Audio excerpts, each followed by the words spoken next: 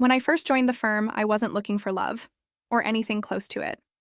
I was simply 26, ambitious, new to the city, and eager to prove that I could hold my own in a room full of sharp suits and colder smiles. The office was a tower of glass and quiet tension, where time seemed to echo off the marble floors.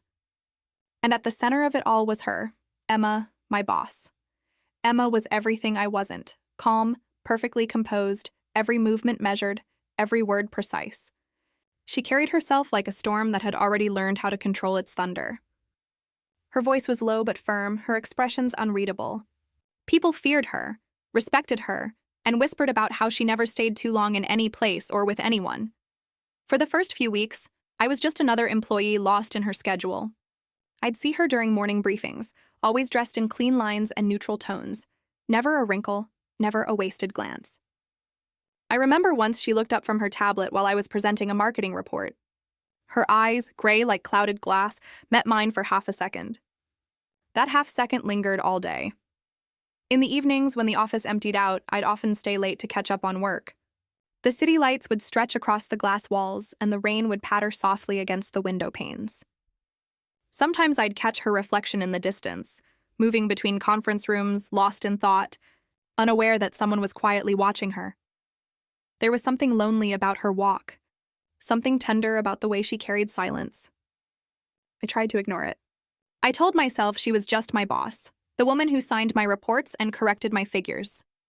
But admiration has a way of blooming quietly in the corners of your heart, especially when you least expect it. One evening, I was working on a presentation deck that needed to be submitted before midnight. The office was nearly empty, the hum of computers fading into the distant sounds of the storm outside. My focus was breaking. The text on the screen blurred. That's when I heard her voice behind me. "Still here, Julia?" It startled me, that rare softness in her tone. I turned around. She was leaning against the glass door, one hand holding a coffee mug, her posture casual yet powerful. "Yes, just finishing this proposal. I wanted to make sure it's right before tomorrow." She smiled faintly, just enough to confuse me. "You don't have to chase perfection every night," she said, walking closer. "Sometimes good enough is enough." I wanted to laugh at the irony. She was the very definition of perfection. Or maybe that's what she wanted everyone to believe. When she leaned over my desk to look at the screen, her perfume, faintly floral, faintly expensive, drifted toward me. She pointed at a sentence on the slide. Our hands brushed. Just a second, nothing more. But it was enough to send a quiet shiver through me. Her eyes met mine again. This time they didn't move away. It wasn't the look of a boss reviewing an employee's work. It was something else, softer, uncertain, curious. Outside, thunder rolled. The city lights flickered against the glass behind us, painting faint reflections of our faces side by side. For a moment, I saw us the way strangers might. Two women in a room full of quiet tension, neither daring to name what was happening between them. She stepped back, clearing her throat. "Good work," she said quickly, almost too quickly. Then she left the office, her heels clicking against the marble, her silhouette disappearing into the hallway. I sat there for a long while after she left, staring at the faint smudge her fingertips had left on my desk. My heart wouldn't settle. I wanted to tell myself it was nothing, a coincidence, a misunderstanding, a trick of exhaustion. But something inside me whispered that it wasn't. The next morning, I saw her again during the staff meeting. She was her usual self, poised, professional, untouchable. But when she handed me a file, our fingers brushed again. And this time, I caught it. The slight tremor in her hand, the hesitation before she pulled away. It wasn't just me. In the days that followed, I noticed the smallest things. How she'd linger a moment longer when passing by my desk. How she'd ask if I was eating properly or if I was settling in okay. How her voice softened when she said my name, Julia, and yet there was a distance. An invisible wall she wouldn't cross, and I didn't dare to. I told myself it was just a professional courtesy, that I was imagining it all. But the truth was there, hanging between us like the faint hum of electricity after lightning. Sometimes I'd catch her looking at me through the reflection of the glass, pretending to check her emails. Other times, I'd glance up from my work and find her already watching me, eyes filled with something that felt dangerously human. I began to understand something about her, that beneath all the control and calm, Emma was hiding. Maybe from others, maybe from herself. One Friday evening, as the rest of the team left early, she passed by my desk on her way out. She paused, her voice quiet. "Don't stay too late tonight, okay?" "I'll be fine," I said, smiling. She looked at me for a long moment, long enough to make my chest tighten. "You remind me too much of someone I used to know," she said finally. And then she left. That night, I couldn't sleep. Her words kept replaying in my mind, looping between curiosity and ache. Who had she meant? What story hid behind that gaze of hers? I realized then that I wasn't just admiring her anymore. I was drawn to her silence, her restraint, her loneliness, and in her eyes, that evening, for the briefest heartbeat, I thought I saw the same thing, the start of something neither of us had the courage to name. The storm began long before I realized how late it had gotten. Outside the window, rain lashed against the glass in frantic sheets, turning the skyline into a watercolor blur of light and shadow. Everyone had already gone home hours ago, but I stayed, partly because I needed to finish a report, and partly because I wasn't ready to leave the quiet. The office at night felt softer, stripped of its daytime rush. The only sound was the tapping of my keyboard and the occasional rumble of thunder. The glow from my desk lamp cast a warm circle of light across the papers, leaving the corners of the room swallowed by darkness. I felt both lonely and strangely peaceful, until I heard the sound of footsteps behind me. "Still here?" The voice was familiar, calm, deep, a little surprised. I turned. Emma stood by the door, holding a folder against her chest. She wasn't wearing her usual blazer, just a white blouse, sleeves rolled up, hair falling slightly out of place. The sight of her like that, casual, unguarded, made something flutter inside me. "Yes," I said, trying to sound composed. "The report's taking longer than I thought." She smiled faintly, walking in. "I guess that makes two of us." I was going through the quarterly files. I didn't realize how late it's gotten. She placed her folder on the table across from me and sighed, rubbing her temples. For a few moments, neither of us spoke. The silence between us felt different, not awkward, just full of things neither of us knew how to name. Lightning flashed outside, followed by a loud crack of thunder. The lights flickered, once, twice, then went out completely. "Oh, perfect," she muttered softly. We stood still in the darkness, the only light coming from the small emergency lamp near the corridor. I heard her move, the rustle of her clothes, then the sound of her footsteps approaching. "You okay?" she asked. "Yes, just trying to find my phone." My voice sounded smaller than I intended. Her hand brushed mine in the dark as she handed me her phone's flashlight. The touch was brief, but I felt it.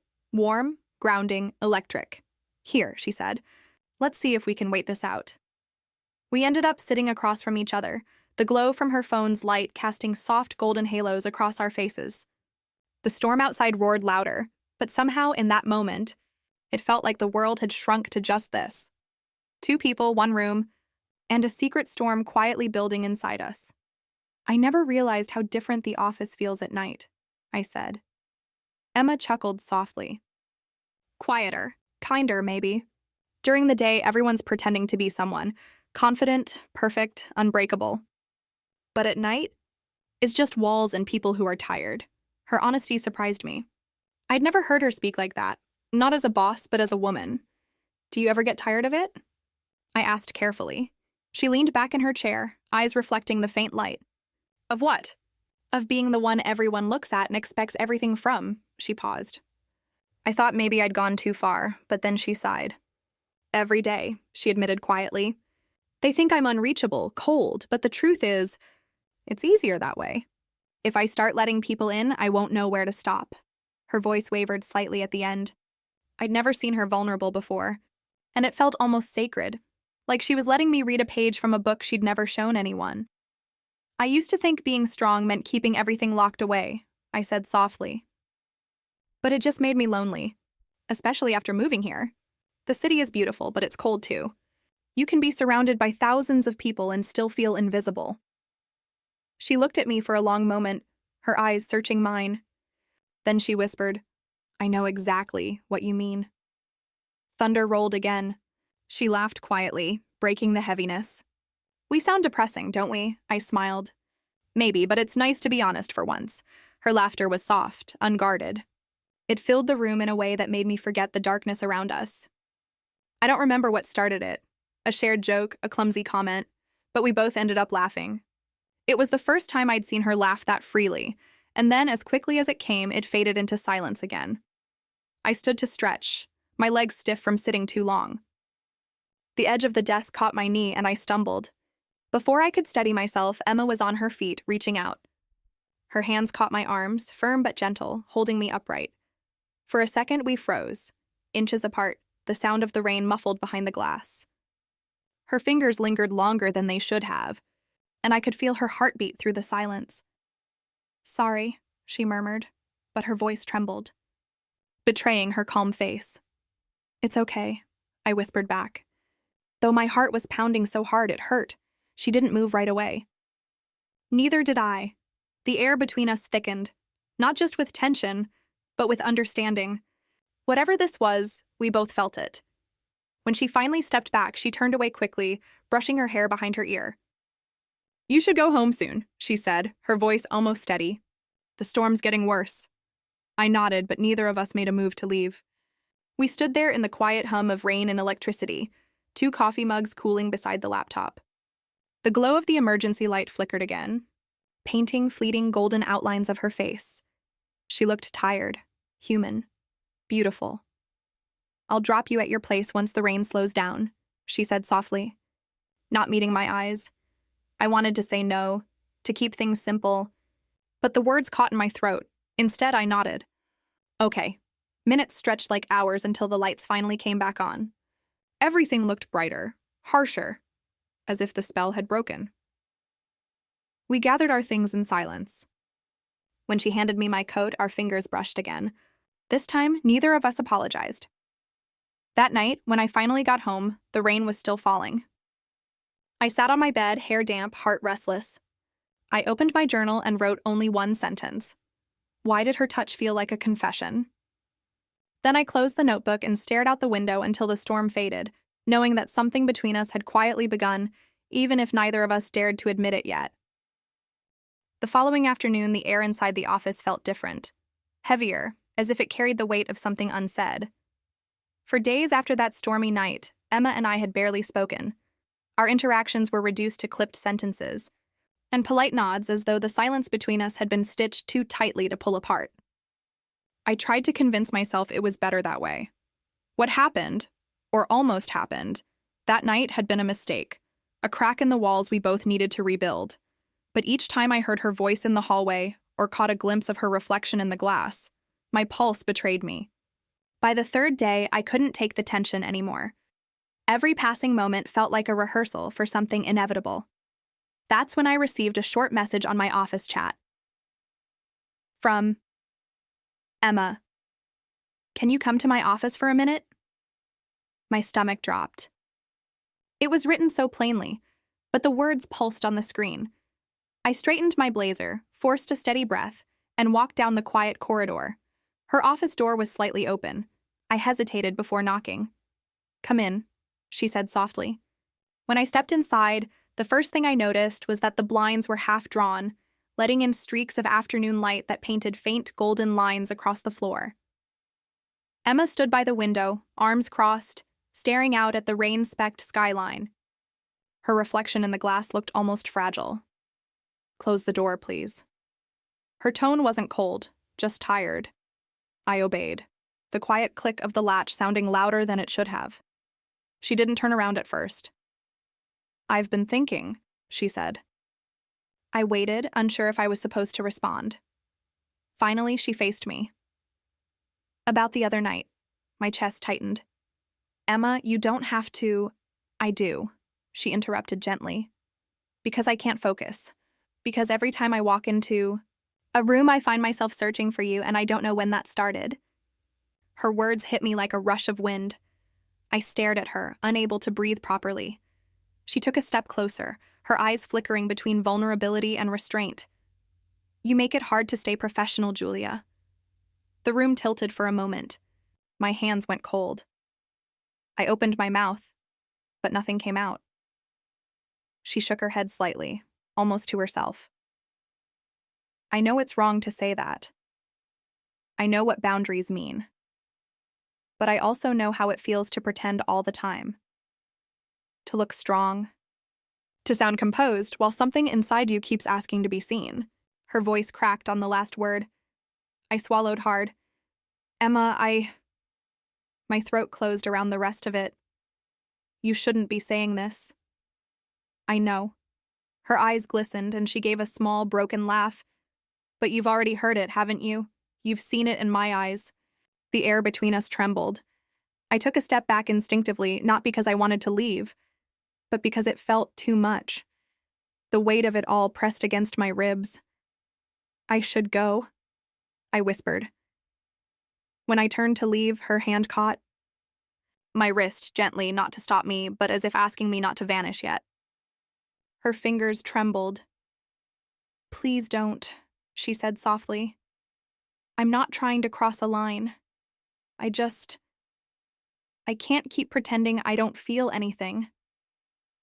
I froze.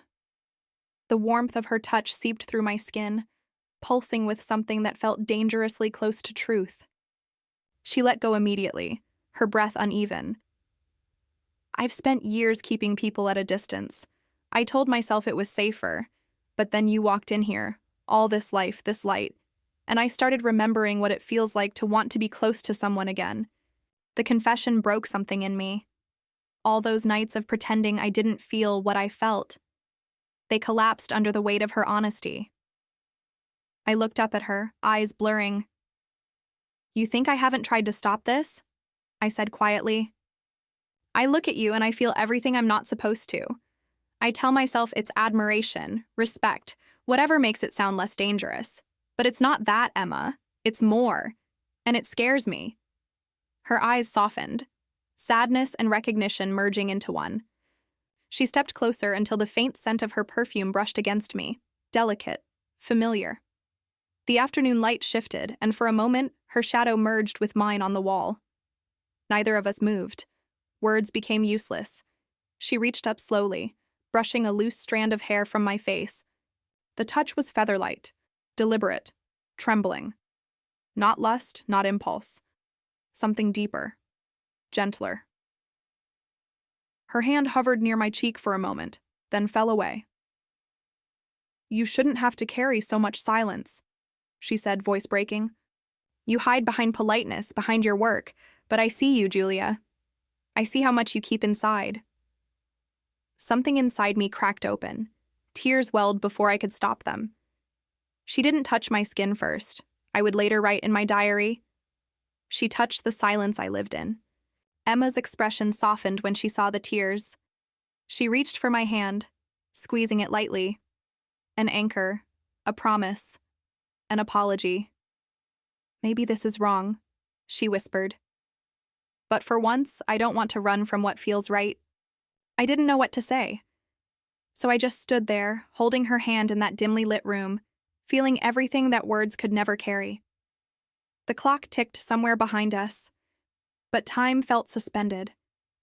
When I finally found my voice, it came out as a whisper. What happens now? She exhaled slowly, eyes shining with something fragile. I don't know, she said. Maybe nothing, maybe everything. But right now I just needed to tell you the truth. We stood in silence, our reflections trembling in the glass door. Two outlines caught between light and shadow. When I finally left her office, the hallway felt colder, emptier. I pressed my palm against my wrist, the place where her hand had held me, as if it still carried the echo of her touch.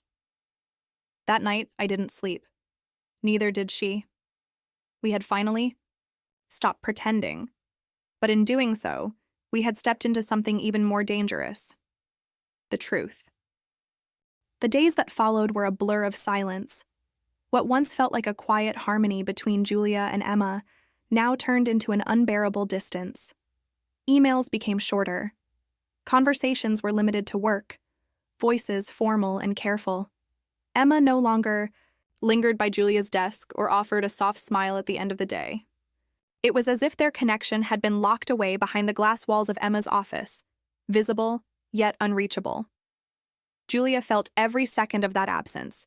She tried to convince herself it was for the best, that whatever existed between them was a fleeting moment of weakness, something that belonged to the shadows of late nights and rain-soaked windows. But when she saw Emma in meetings, her heart still reacted, quickening with the same uninvited longing. The woman who had once made her feel seen now acted as if she didn't exist. One evening, the office was nearly empty. Most employees had left, the corridors echoing only the distant hum of rain against the glass. Julia sat at her desk, pretending to review documents she could no longer focus on. Through the glass partition, she could see Emma, head bowed, her pen unmoving, her shoulders tense. The light from her office painted her silhouette in warm tones, soft and fragile. Something inside Julia broke. She couldn't take the silence anymore. She rose from her chair and walked toward the cabin, each step heavy with emotion. When she reached the door, she hesitated for a moment, then knocked lightly.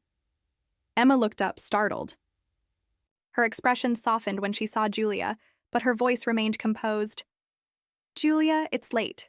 You should go home." Julia shook her head. "No," she whispered. "I can't keep pretending nothing happened." Emma's pen dropped onto the desk. The air between them thickened, heavy with things left unsaid. "You made me believe I was something more," Julia said, her voice trembling. "You looked at me like I mattered. You held me like you cared. And now you walk past me like I'm invisible." Emma stood slowly.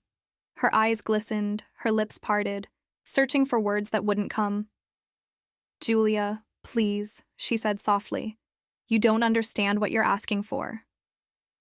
"I'm asking for the truth," Julia said, her tears finally spilling. Emma took a deep breath.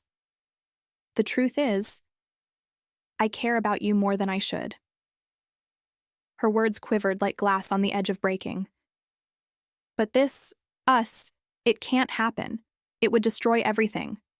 My position, your career, everything we've worked for." Julia shook her head. "You can't talk about peace when you've already set my soul on fire." Emma stepped closer, stopping only a breath away. She wanted to reach out, to touch Julia's face, but she held herself back, trembling. "You think I don't want to?" she whispered. "Every day I tell myself to stay away, but you—" Her voice faltered. "You make it impossible to be the version of me the world expects." The silence that followed was suffocating. The rain grew heavier, drumming against the glass walls, echoing their heartbeat. Julia's voice came out as a whisper. "Then tell me you don't feel it. Lie to me if you have to." Emma closed her eyes, and for a moment, Julia thought she might actually deny it. But instead, Emma opened them again. Raw, vulnerable, breaking. "I love you," she said, almost in disbelief at her own confession. "And because I love you, I have to let you go." Julia felt her knees weaken. "Then why did you let me dream?" Emma reached out, brushing a tear from Julia's cheek.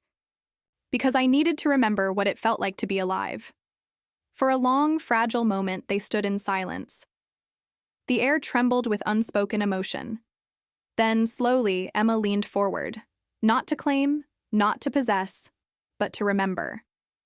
Her lips met Julia's in a kiss that wasn't about passion, but pain, a slow, trembling goodbye disguised as love. Every heartbeat carried the weight of what they could never have. "She kissed me," Julia would later write in her diary, like goodbye was already written on her lips. The rain outside softened, as if the storm itself was grieving with them. When they finally pulled apart, their eyes said everything words couldn't: gratitude, sorrow, and an impossible kind of love. Emma turned away first. "Go home, Julia," she whispered, her voice breaking. "Please." Julia nodded, though her heart stayed behind as she walked out of the room. The next morning, the office felt unnaturally quiet. Julia arrived early, hoping to catch even a glimpse of Emma, but her desk was empty, the nameplate was gone. The only thing left was a half-empty coffee cup, a faint lipstick mark near the rim, and her company ID lying neatly folded beside it. An email notification blinked on Julia's computer screen. Subject: Resignation Notice, Ms. Emma L. Hayes, Senior Director. The world seemed to tilt. Julia stood frozen, her heart pounding. She walked to Emma's office one last time. the door slightly open, the air still carrying her perfume. She touched the edge of the empty desk, her fingers trembling. The faint lipstick stain on the cup caught the morning light, glinting like a memory refusing to fade. Through the glass window, she saw her reflection, alone, hollow-eyed, holding her ID badge close to her chest. Outside, the elevator doors closed with a quiet chime. Julia didn't chase after her. She simply stood there, tears spilling freely, realizing that some goodbyes don't come with explanations, only silence and the echo of what could have been. And as the rain began to fall again, she whispered to the empty room, "Maybe love was never meant to stay, just to remind us that we can still feel." The days that followed Emma's resignation felt like walking through the echo of a dream. Julia went to work as usual, same elevator ride, same desk, same empty silence, but nothing was the same anymore. The office felt colder, the light duller. The quiet that once comforted her now haunted her. It had been a week since Emma left without a word. Julia told herself she needed closure, but deep down, she knew there were no answers left to find. One morning, as she arrived at her desk, she noticed an envelope placed carefully on top of her files. Her name, Julia Anderson, was written in Emma's elegant handwriting. Her heart stopped. Her fingers trembled as she picked it up. The paper was thick, faintly scented with the same perfume Emma used to wear, the scent that had followed Julia in her dreams. For a moment, she couldn't open it. She just held it close to her chest, afraid that reading it would make Emma's absence real. But curiosity, love, and pain are inseparable things. She unfolded the letter, her breath shaky, and began to read. "My dear Julia, by the time you read this, I'll be gone. Not far in distance, but far enough that our paths won't cross again. I wanted to tell you this face to face, but I knew I wouldn't be strong enough. I've always been the woman who makes decisions for others, but when it comes to you, I lose all sense of control. You made me remember what it felt like to feel. For years, I built walls around myself, convincing everyone, even me, that I didn't need love. Then you walked into my office with that nervous smile and steady voice, and somehow, everything I believed about myself began to unravel. You didn't just walk into my life, Julia. You walked straight into the silence I had been living in. But the world we live in is not kind to women like us. Not in the way it should be.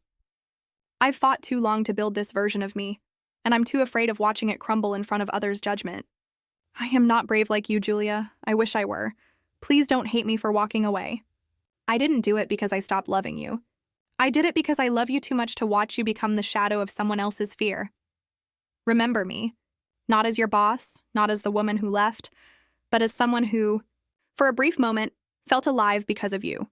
You'll go on to do incredible things. Julia, you'll find someone who can stay. And when that happens, don't let the fear of losing them stop you from loving again. Because if I've learned anything from us, it's that love, no matter how short-lived, is never wasted. With all that my heart could never say out loud. Emma." Julia's eyes blurred with tears before she even reached the end. She held the letter close, pressing it against her chest as her body shook with quiet sobs. Every word felt like a goodbye sealed in ink, a love story written not to last, but to be remembered. A teardrop slipped from her chin and fell onto the page, smudging the last line. She traced Emma's name with her fingertip, whispering it softly into the empty room, as if saying it aloud could bring her back. She didn't know how long she sat there. The world outside moved on, keyboards clicking, phones ringing, life continuing, while Julia sat still, suspended between what was and what would never be again. When the day ended, she didn't go home. Instead, she found herself standing in front of Emma's old office. The door was half open. Inside, the room was stripped bare. No personal photos, no coffee cup, no trace of the woman who once filled it with quiet strength. Julia stepped in slowly, the click of her heels echoing on the marble floor. She moved toward Emma's chair and sat down, closing her eyes. The faintest trace of her perfume still lingered, soft, distant, like a memory that refused to fade. For a moment, Julia imagined her there, sitting across the desk, smiling that rare smile that only she ever saw. She imagined the way Emma's hand used to brush a strand of hair from her face, the way her voice softened when she said her name. The office clock ticked slowly in the background, marking every second she'd lost. She taught me. Julia whispered into the quiet, that love isn't always about staying. Sometimes it's about setting each other free. As the sunset spilled through the glass walls, the orange light wrapped around her like a fading memory. The letter rested on the table beside her, edges curling slightly from the tears that had fallen onto it. She stood up, took one last look at the empty room, and smiled. Not because the pain was gone, but because she finally understood it. Love wasn't meant to cage her heart. It was meant to open it. And though Emma was gone, Julia carried her like a secret, one written in the language of glances, rain, and unspoken goodbyes. Outside, as she walked toward the elevator, she looked back once more. The glass walls reflected her image. One woman standing alone, yet somehow stronger than before. The door closed softly behind her, and somewhere between heartbreak and healing, Julia whispered, "Thank you, Emma, for loving me enough to leave." Years passed, and the world changed around Julia in quiet, unnoticeable ways. Seasons turned, faces came and went, and the office where everything had begun became just another building in the skyline. Yet to her, it would never be just another building. It was the place where her heart had first learned both to soar and to break. She was 34 now, wiser, softer, and calmer in her solitude. She no longer worked at that company. She had started her own small design firm, one that valued kindness over titles. But sometimes on her way home, her steps would unknowingly lead her past the tall glass building on the corner of Fifth Avenue. The light still gleamed against the evening sky, reflecting the same calm elegance Emma once carried. Julia would pause across the street, just watching it. The lobby still had the same marble floor, the same revolving door, and even the faint hum of city life around it felt familiar. But the faces inside were all new, strangers walking the same hallways she had once walked beside Emma. She smiled faintly. Time had softened the ache, but it hadn't erased it. It wasn't a wound anymore, just a scar that sometimes glowed in memory. On rainy evenings, when the city lights blurred into colors through her car window, Julia often thought of her. Of Emma's laughter that sounded like calm breaking through storm, of the way her hand once trembled before reaching out. She didn't cry anymore. She simply remembered. There were nights when she'd pour herself a cup of tea, open the old wooden box on her bookshelf, and take out the letter Emma had left her. The paper was slightly yellowed now, the scent faded, but the words were still as alive as the day she read them. She would trace the handwriting gently, whispering, "I kept your promise. Emma, I lived." It had taken years to understand what Emma meant when she said, "Love isn't always about staying." Back then, it sounded like a cruel excuse. Now, it felt like truth. Like an act of love she hadn't been mature enough to recognize. Julia did fall in love again. Once, maybe twice. But it was never quite the same. Those loves were peaceful, kind, full of ordinary warmth. Yet sometimes when someone held her hand or said her name softly, she would think of Emma, not in longing, but in gratitude. Because Emma had taught her something no one else ever could, that love, even when forbidden, can still be pure. That some people come into your life not to stay, but to awaken the parts of you that were asleep. One spring afternoon, Julia walked past the old office again. The air smelled of rain and lilacs. She stopped on the sidewalk and looked up at the familiar row of windows. Somewhere behind one of them, years ago, she had first met a woman who changed the course of her heart. The reflection of the glass caught her own face now. Older, gentler, eyes still carrying a trace of the young woman who had once believed love could defy the world. She smiled at her reflection and whispered, "I hope you found peace, Emma." The wind carried her words upward, as if the city itself was listening. For a moment, she could almost see Emma's shadow in the glass, not as she was, but as Julia remembered her, calm, graceful, and quietly beautiful. Then the image faded, replaced by sunlight breaking through a thin veil of rain clouds. Julia stood there a little longer, her heart calm, her soul steady. She had learned to remember without breaking, to love without needing, to carry the past like a melody, something that played softly in the background of her new life. That night, as she sat by her window watching the city lights flicker like tiny stars, she thought of how far she had come. Life hadn't turned out the way she once imagined, but maybe it wasn't supposed to. Maybe some stories are written only to teach us how to write the next ones better. In her quiet apartment, She closed her eyes and let her thoughts drift back to that first evening. The flicker of the desk lamp. The sound of rain, Emma's gentle voice saying, "You make it hard to stay professional." Julia smiled.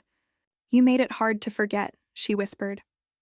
Outside, the rain eased into sunlight, and the city glowed in gold. In the fading light, her silhouette reflected softly against the glass, still, peaceful and finally free. Her voice calm and steady, echoed in her mind like a letter to the woman she once loved. Love like ours doesn't fade. It only changes form. She touched more than my heart.